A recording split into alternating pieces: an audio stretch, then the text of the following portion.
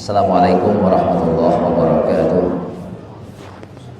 Astaghfirullahaladzim, astaghfirullahaladzim, astaghfirullahaladzim, alladzi la ilaha illa huwal hayyul qayyum wa atubu ilaih.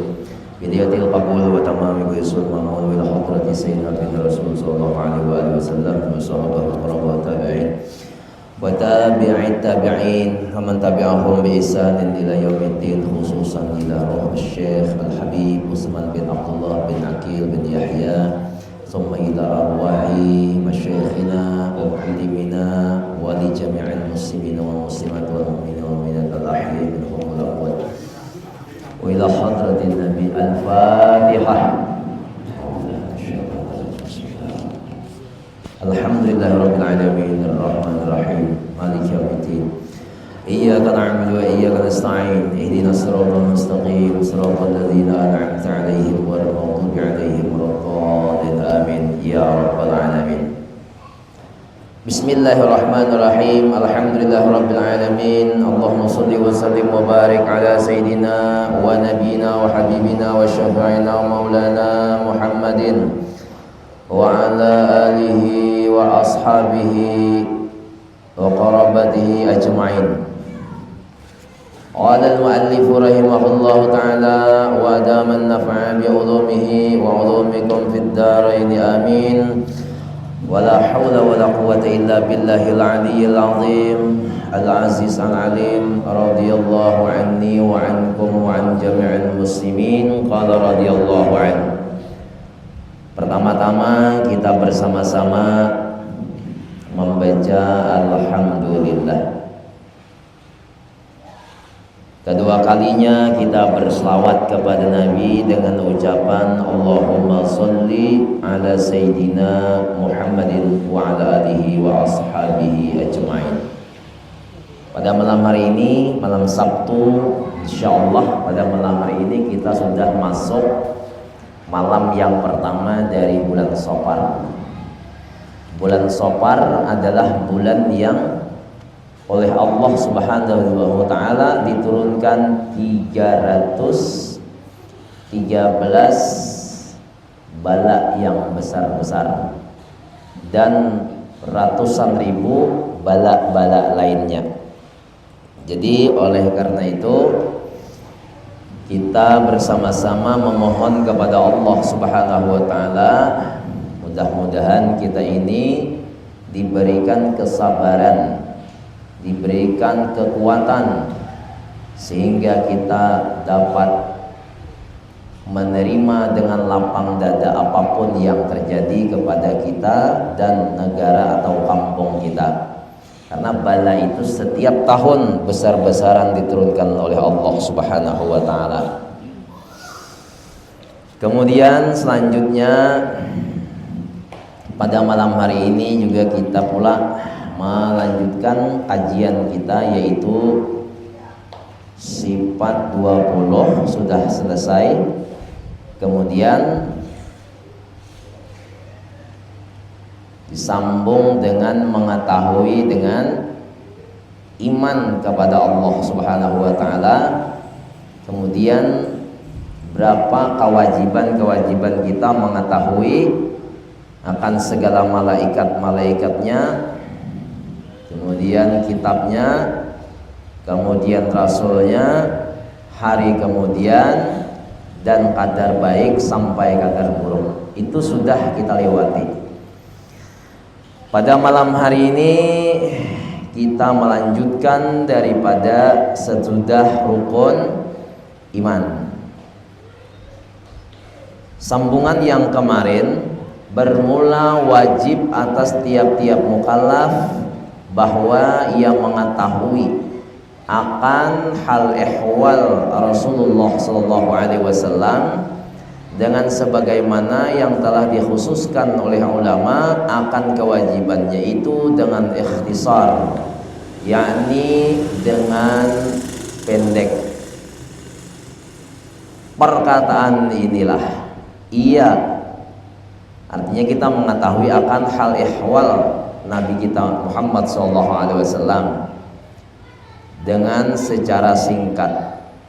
Kalau mengetahui akan keseluruhan itu sangat banyak sekali cerita-cerita Rasulullah tersebut. Jadi hanya cuplikan, hanya sebahagian daripada sejarah beliau yang kita ketahui atau kita perlu ketahui.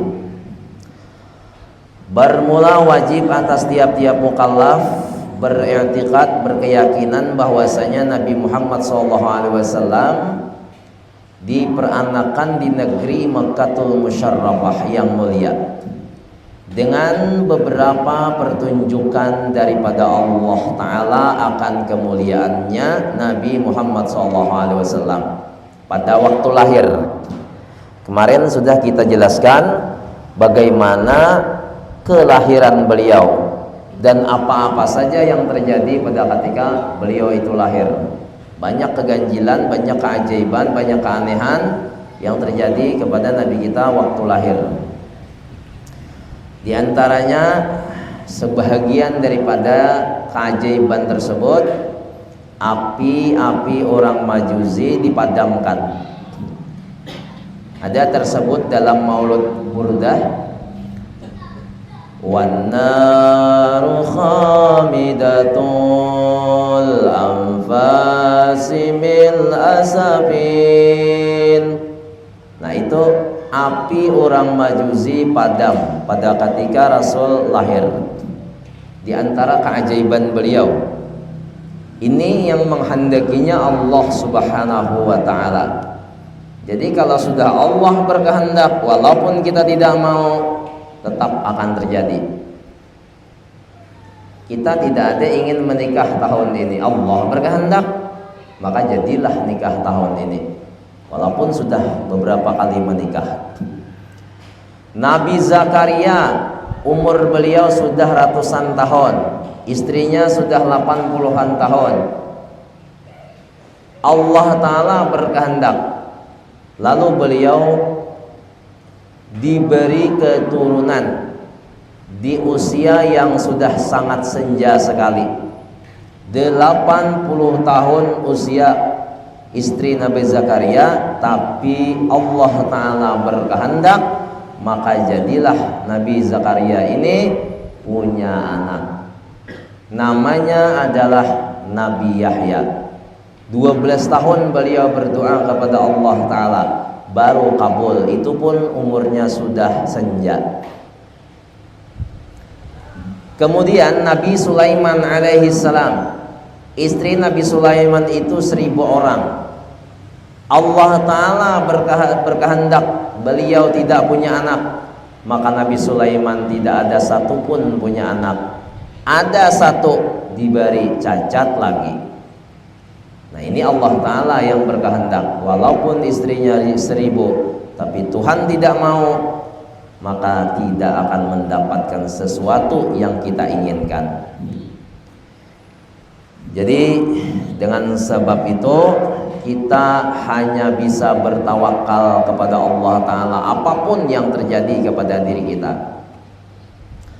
Yang saat ini bapak-bapak yang perlu kita ingat dan kita renungkan bahwa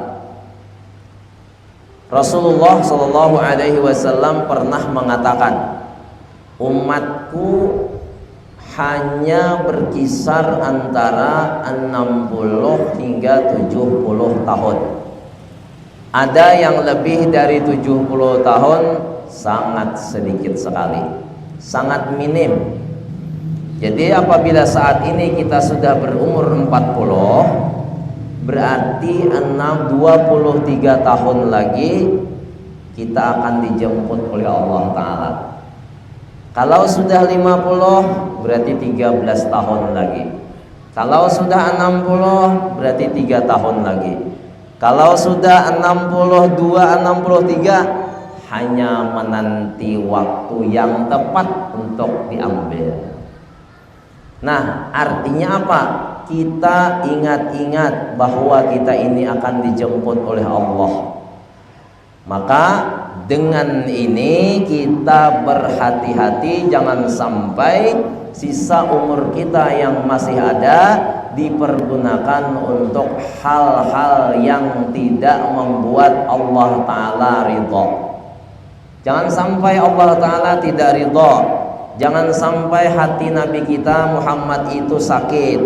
Kita gembirakan Rasulullah, kita gembirakan junjungan kita, supaya pada ketika kita nanti dijemput, kita ingat kepada yang menciptakan kita, dan kita pun dibimbing oleh Nabi besar Muhammad sallallahu alaihi wasallam. Ini yang sangat kita inginkan bapak-bapak.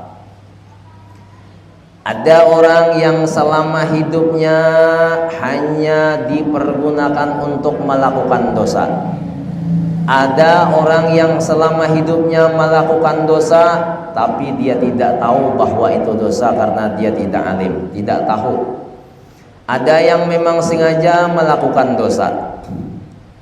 Kemudian pada satu hari dia diberi hidayah oleh Allah, diberi petunjuk oleh Allah, sehingga dia sadar bahwa setiap kehidupan pasti ada kematian. Setiap orang yang sehat pasti akan sakit. Setiap orang yang senang pasti akan mendapatkan kesusahan. Setiap orang yang lapang pasti mendapatkan kesempitan. Setiap orang yang muda pasti akan datang waktu tua.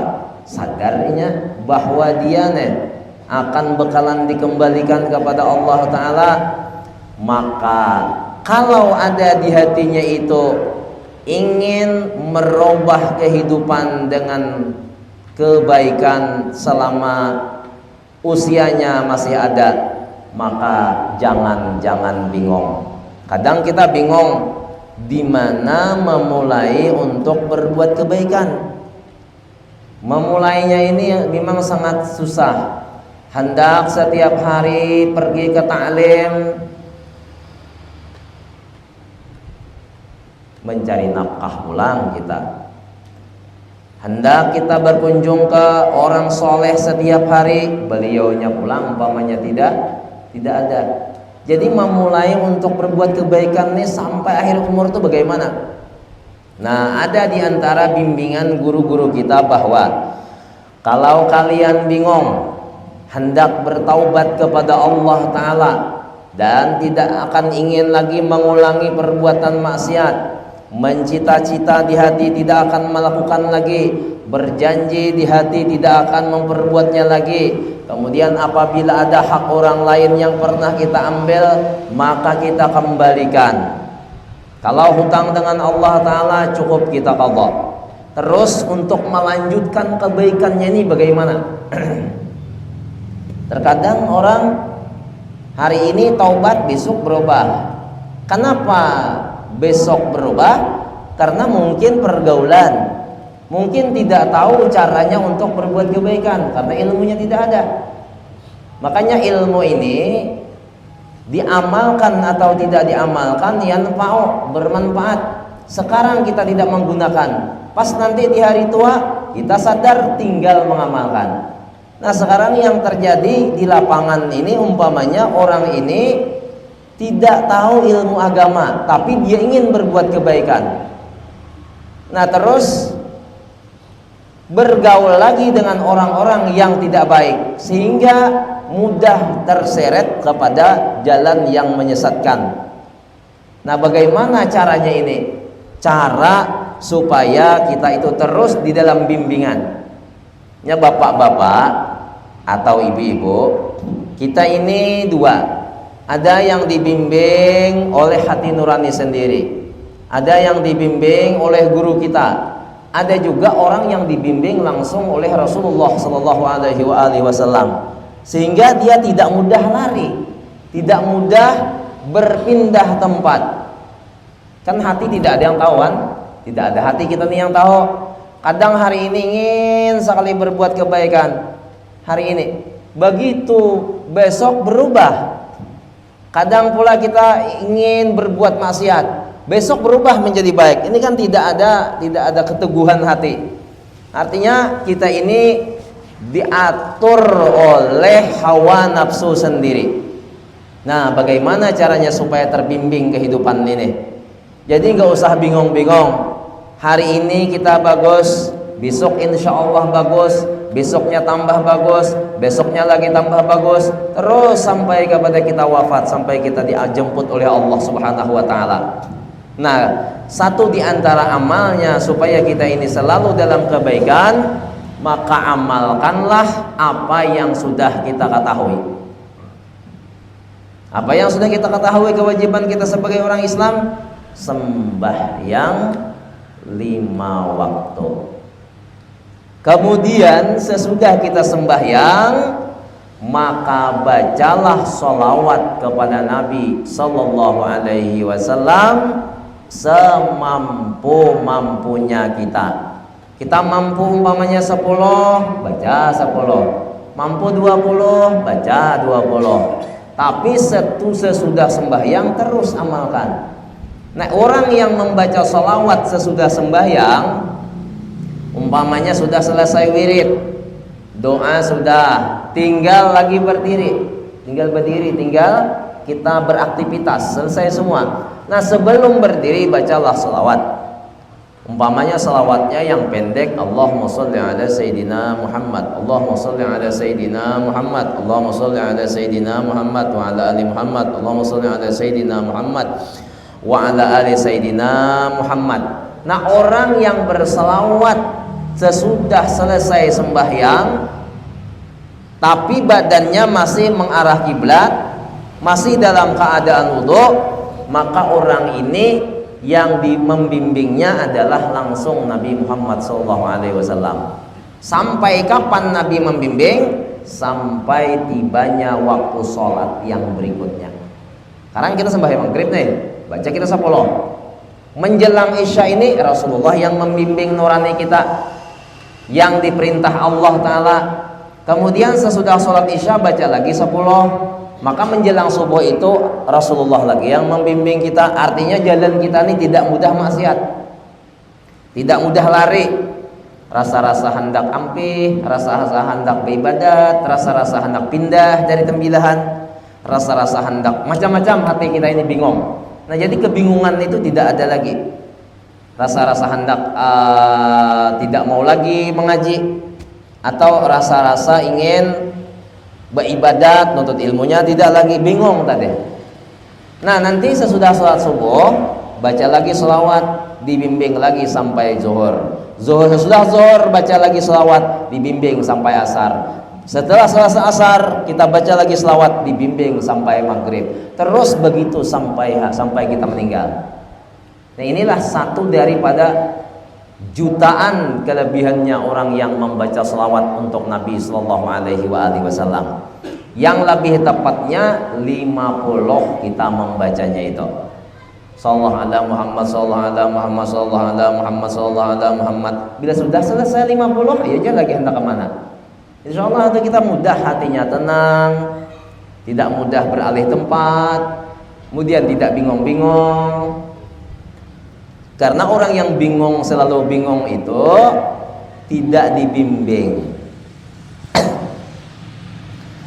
Kalau ada seorang anak kecil nih, ditinggal oleh induknya, umurnya baru umpamanya 6 tahun atau 10 tahun, mamanya meninggal, abahnya meninggal, bingung anak kecil ini, iyalah, bingung ini, mau ikut siapa, ikut paman kah, ikut bibi kah, atau ikut siapa, bingung.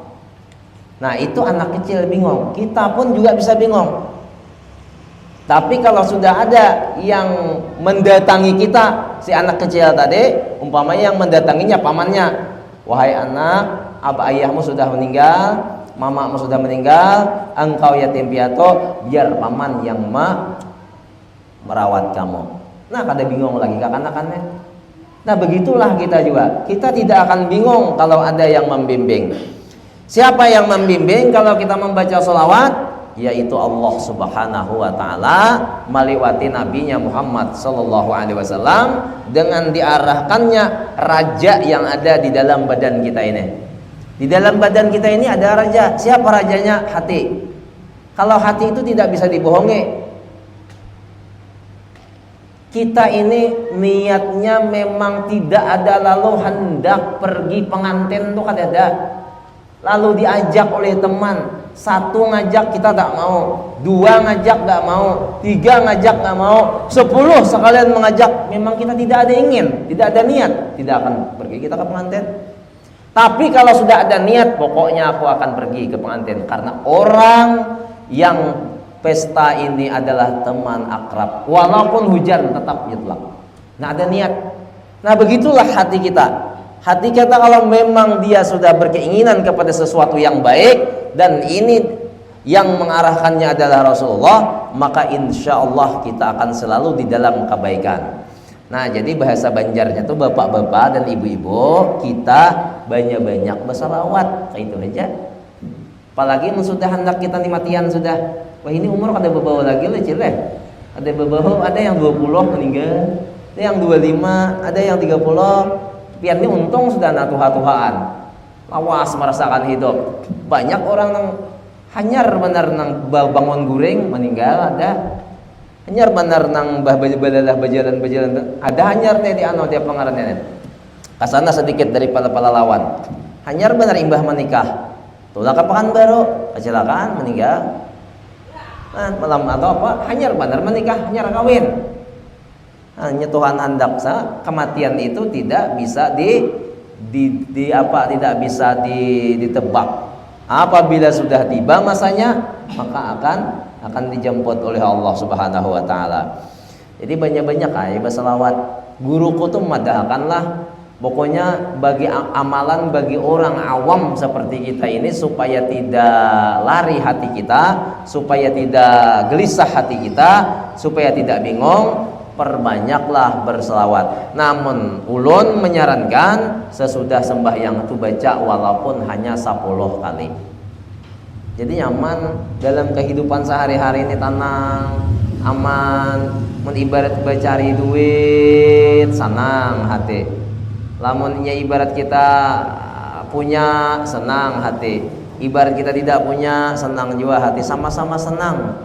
Punya kita senang, tidak punya pun senang. Itu yang dicari hidup ini. Kemudian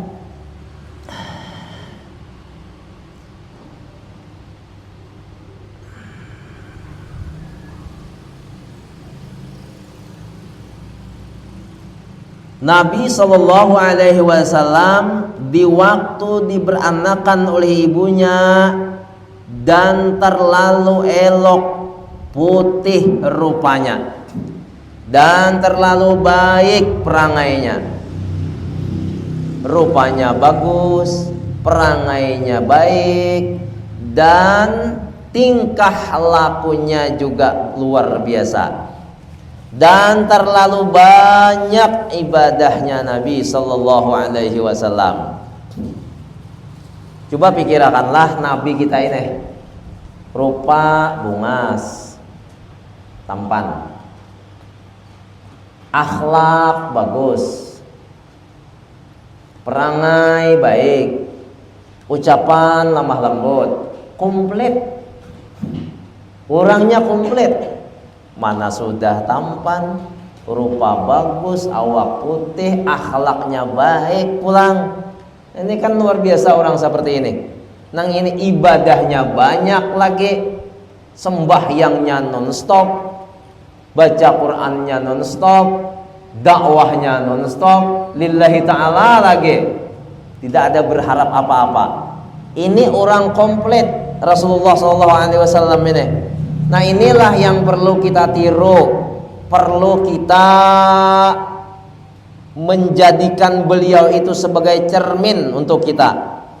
Nah, jadi Bapak Ibu, satu di antara hikmahnya haul, hikmahnya Maulud Nabi, yaitu membacakan sejarah-sejarah geografi para wali dan para nabi sehingga kita bisa meniru. Itu kan di antaranya toh yang dipatahkan orang itu apa ngarannya bid'ah. Padahal kita hendak mengetahui bagaimana sejarahnya para nabi, bagaimana sejarahnya para para wali, itu saja, supaya kita bisa meniru, supaya kita bisa mencontoh akan kehidupan beliau itu, bagaimana beliau ini menuju jalan kepada hadratnya Allah Subhanahu wa taala, sehingga beliau itu memiliki karomah, nabi memiliki mukjizat, orang soleh memiliki kemuliaan, sehingga kita bisa menurut. Nah, itu kan manfaat daripada acara-acara haul dan maulud dan Isra Mi'raj itu.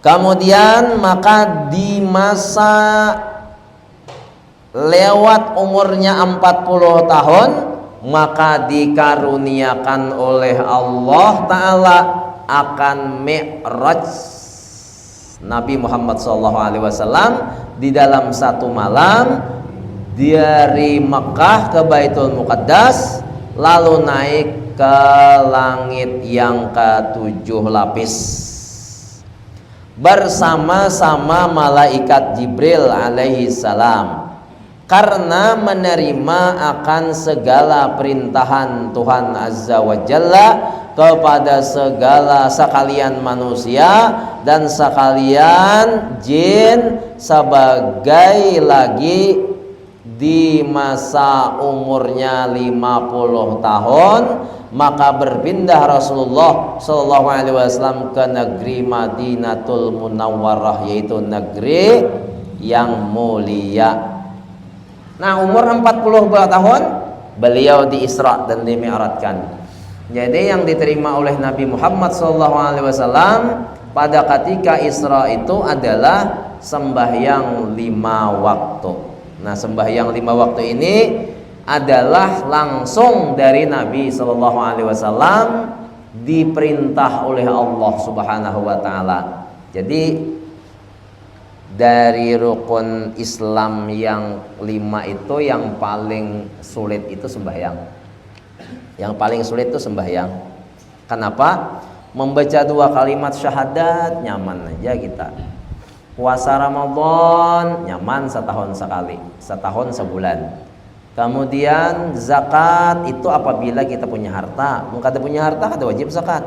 Haji umrah itu kalau mampu, kalau tidak mampu kita kada menggawi haji umrah. Tapi kalau sembahyang, selama akal kita masih ada, sembahyang. Nah, makanya Nabi haji dan umrah itu disuruh Allah Ta'ala hanya melewati ayat, diturunkan ayat. Kemudian puasa Ramadan cuman melewati ayat juga. Zakat melewati ayat juga. Sedangkan sembahyang ini nabinya langsung yang naik ke atas. Berarti sembahyang inilah yang paling sulit dan wajib bagi kita menjaganya. Makanya Bapak Ibu, kalau kita hendak mencari menantu kah? Hendak mencari kawan kah? Ini ada menantu, ada kawan. Menantu atau kawan, kalau hendak melihat bagus dan tidak akhlaknya itu dilihat dari sembahyangnya aja. Gak usah yang lain. Sembahyangnya itu dilihat. Apabila sembahyangnya itu taat, berarti orangnya bagus. Apabila sembahyangnya belang kambingan, nah berarti orang ini diragukan. Jadi kalau hendak melihat orang itu baik tidaknya, lihat sembahyangnya. Semakin baik sembahyangnya, semakin bagus akhlaknya. Antara orang yang tepat waktu dengan yang tidak tepat waktu pun berbeda. Umpamanya kalau sembahyang Isya kan jam 8, jam 7.30. Jam 8 kurang seperempat sudah usolli kita. Ada orang yang mengerjakannya jam 10. Nah, ini kan tidak tepat waktu lagi nih. Ini antara orang yang mengerjakan jam 10 padahal dia tidak ada uzur dengan orang yang tepat waktu, jauh lebih berakhlak yang tepat waktu daripada yang tidak tepat waktu. Ini masih sama sembahyang. Kalau tidak sembahyang, nah ini kita tidak bisa lagi mengatakan bagaimana akhlaknya orang itu. Karena kalau Nabi mengatakan selama kita ini masih menjaga sembahyang, Allah masih menjaga kita. Kalau sembahyangnya tidak dijaga lagi, maka orang ini sudah lari daripada penjagaan Allah Ta'ala. Nah, jadi jangan sibuk kita mencari bungasnya, tampannya, atau hartanya, atau keturunannya. Gak usah sibuk, lihat sembahyangnya aja. Walaupun orang biasa, asal sembahyangnya tepat waktu atau asal sembahyangnya ini lengkap 5 kali, insya Allah itu orang baik. Jangan dilihat yang lainnya, sembahyangnya jadi itu dulu. Nah ini kalau kita hendak mencari pasangan, mencarikan anak jodoh atau pasangan hidup atau kawan tadi. Ini kawan ini kawan kita nih, bakalan menjadi kawan nih, lihat sembahyangnya. Bila sembahyangnya bagus, insya Allah aja bagus dia kita bikin kawan. Tapi kalau sembahyangnya tidak bagus, nah ini tidak bagus dibikin kawan, apalagi sampai tidak sembahyang. Nah itu cara bagi kita yang hendak mencari teman atau mencarikan anak kita ini pasangan hidup. Dilihat daripada ibadahnya kepada Allah Subhanahu wa taala melewati ritual sembahyang tadi. Makanya Nabi mengambil sembahyang ini sendirian hidden. Bersusah payah diperintah oleh Allah, hidden langsung bertamuan lawan Tuhan, langsung ini berhadapan dengan Allah Ta'ala. Ya Allah, apa yang harus hamba lakukan? Kata Allah Ta'ala, sembahyang 50 waktu, sampai yang 50 waktu itu menjadi kepada 5 waktu. Dan ini adalah kewajiban kita dari sekarang sampai hari kiamat, dari zaman Nabi sampai hari kiamat. Jangan ditinggalkan. Karena as-salatu imaduddin, faman aqamaha faqad aqamaddin, wa man tarakaha faqad hadamaddin. Itu kan, barang siapa yang melaksanakan sembahyang, maka mendirikan sembahyang, maka seakan-akan dia mendirikan agama. Barang siapa yang meninggalkan atau tidak melaksanakan sembahyang, maka orang ini seakan-akan meruntuhkan agama. Jadi agama tegak dengan sembahyang, agama hancur dengan sembahyang. Jadi kalau agama dengan cara sembahyang bisa menjadi tegak, kalau negara tegak dengan perempuan. Negara bisa menjadi tegak, berdiri tegar apabila perempuan-perempuannya baik. Bila perempuan-perempuannya tidak baik, maka negara akan hancur. Agama itu sembahyang. Bila sembahyang itu bagus, agama orang kampung itu bagus, atau agamanya seseorang itu bagus, dilihat daripada pelaksanaannya sembahyang tersebut. Bila sembahyang dilakukannya, maka agamanya tegak. Apabila sembahyangnya ditinggalkannya, berarti agamanya hancur. Nah, jadi dilihat dari sembahyangnya itu. Mudahan kita ini termasuk orang yang memelihara akan ibadah sembahyang, jangan sampai kita tinggalkan. Kemudian yang kedua, syahdan. Maka di masa umur beliau 63 tahun, maka wafatlah Rasulullah Shallallahu Alaihi Wasallam di negeri Madinah. Jadi di wadah kami itu Pak, ada orang lah sehat masih, makan bersamaan, minum bersamaan, tapi umur sudah 63. Sekalinya isok meninggal, entah serangan jantung kah, entah terkejut kah, tidak tahu lah. Yang jelas umurnya sudah lebih 60. Nah jadi rawan sekali bagi orang yang sudah berumur 60. Jangan lagi kita macam-macam. Jangankan 60, 40 aja kan sudah hati-hati. Kalau 60 rawan innalillahi wa inna ilaihi raji'un, meninggal dunia. Kalau 40 rawan penyakit berat. Ini dua. Bila umur kita sudah 40, rawan penyakit berat. Stroke bisa toh. Kencing manis, kencing pahit, iyalah. Apa-apa lagi penyakitnya, gula darah, kolesterol, liver. Nah ini bila umur 40. Penyakit itu menyerang yang bisa besar-besaran itu umur 40. Bila 60, nah ini yang bisa menyerang adalah kematian. Nah ini hati-hati kita lah, beringat-ingat. Nah, karena Rasulullah meninggalnya 63. Nabi itu cermin bagi seluruh umat. Nah, jadi apa saja yang terjadi di badan beliau itu adalah contoh kepada umat. Umur beliau 63, berarti umatnya begitu juga. Jadi Bapak Ibu, kalau ada 40 orang, yang 39 ini meninggal di usia 6 hingga 70 tahun. Sedangkan satu itu bisa 7 sampai 90 hingga 100 tahun. Jadi nang 39-nya 60 70. 60 70. 60 70. Innalillah. Tapi kalau yang satu itu bisa dari 6 hingga 100 tahun. Ini bila ada 40. Nah ini perlu diingatkan ini. Nang bagi 40 pulang, bila ada 40 orang, maka seikong aja nang kada berpenyakit. Nang 39 ada yang sudah jantung, ada yang sudah paru-paru, ada yang sudah apalagi mah. Kemudian ada yang sudah gula, ada yang sudah kolesterol, ada yang asam urat, ada yang asam lambung, ada yang macam-macam. Ini sudah 40. Nah, jadi perlu diingatkan ini, kita beringat-ingat lawan Tuhan. Aku aja masih 40, anom masih sakanya stroke, bebacaan kata kawan lagi. Ngomong kemana-mana. Itu bang kemana-mana ketawa pandir sama ibu bong juga kan. Mun aku nabah aku nan hapan mati sekali daripada kata kamu pandir lagi mati habis kisah kan. Daripada kata kamu tangan kayak ini muntung pirot bebacaan kata kamu lagi. Ada maaf benar nih Pak Pula, maaf benar artinya amun disuruh pilih lah pilihan stroke berat mana hapunnya lawan nang mati bagus mati kan sekalian habis cerita kan.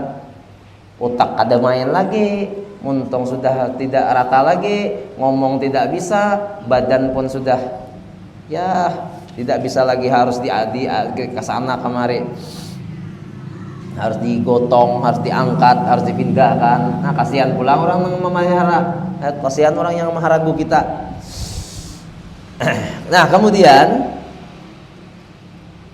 beliau tadi wafat di usia 63 tahun. Nah ini sebagai contoh laki-laki perempuan sama. Maka disitulah apa tadi? Maka waktu Rasulullah SAW di negeri Madinah, maka disitulah dikuburkannya Nabi. Sebagai lagi wajib diketahui akan nama ayahanda dan bundanya Rasul SAW. Dan demikian pula dengan kata setengah daripada ulama bahwa wajib mengetahui akan nama anak bininya. Abah Sidin kan Abdullah, Mama Sidin Aminah. Anak bininya ada 7 anak Sidin. Bini Sidin ada yang memadahkan 9, ada yang memadahkan 21. Aku 4 semuanyaan. Nang ada nang memadahkan 9 bujur, ada yang memadahkan 13 bujur, ada yang memadahkan 21 pun betul. Karena Nabi itu kawin bukan karena nafsu, beliau kawin hanya menyelamatkan perempuan-perempuan ini daripada tidak ada yang mengarahkan. Artinya bibinnya ini janda-janda nang diambil sidin, nang gadis satu juga cuman bini Nabi itu. Satu kah dua kah? 2. Yang pertama Aisyah, yang kedua Maryah Al-Qibtiyah. Jadi 2 tuh aja yang gadis, yang sisanya semuanyaan janda. Dan inilah tersebut di bawah bilangan sekalian mereka itu dengan tambah lagi nama 4 sahabat dan cucunya Rasulullah dan mama susunya radhiyallahu anhum. Nah, karena ada disebutkan siapa kawitan beliau, anak beliau, istri-istri beliau, sahabat-sahabat beliau, kemudian lain sebagainya. Insya Allah akan kita sambung malam Sabtu akan datang. Siapakah bapak beliau, siapakah ibu beliau, siapakah anak beliau, siapakah sahabat-sahabat beliau, siapakah nama istri-istri beliau, siapakah nama paman-paman beliau. Insya Allah kita sambung karena. Ya kalau kada banyak barang sedikit-sedikit leh. Nah, seminggu ada yang kita dengarkan. Kada dapat semuanyaan barang aya sabuting. Wallahu a'lam bishawab wa ilahil marji' wal ma'ab. Ada pertanyaan lo Bang Gepar? Oh ada. Ya silakan.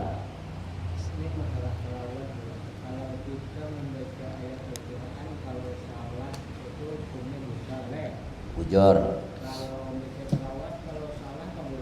Amun disengaja membaca selawat itu salah. Amun disengaja berdosa, apa ngarannya berdosa. Amun kada basengaja kada. Contoh basengaja inya tahu, tapi tetap aja dipanjangkan. Itu contoh basengaja. Amunnya kada tahu Allahumma sholli ala Muhammad jinya. Tapi inya kada basengaja. Itu batal. Tidak kada batal ja kada berdosa. Ya Rabbi sholli ala Muhammad, Ya Rabbi sholli alaihi wasallim. Cuman nak salawat ini boleh dipanjangkan, boleh dipendekakan. Itu pulang kelebihan salawat ini. Kalau Quran yang panjang dipanjangkan, yang pendek dipendekkan. Kalau salawat yang panjang boleh dipendekkan, yang pendek boleh dipanjangkan. Artinya kada berdosa. Kecuali menghulut maul kainin nang berdosa itu basengaja menyalahkan yang betul. Tahu kita bagian shot kita baca sin salallahu ala Muhammad, nah itu salah kan? Tapi kalau betul aja hurufnya sallallahu, nah itu kata bapak. Intinya selawat itu sedikit cerita lah, sedikit aja sederhana. Ada orang dulu salah baca selawat, tapi hari-hari bakaramat. Ada kiai betul bacaan, ustadz betul bacaannya, tapi kan sedikit cuman selawatnya, tidak ada punya karamat.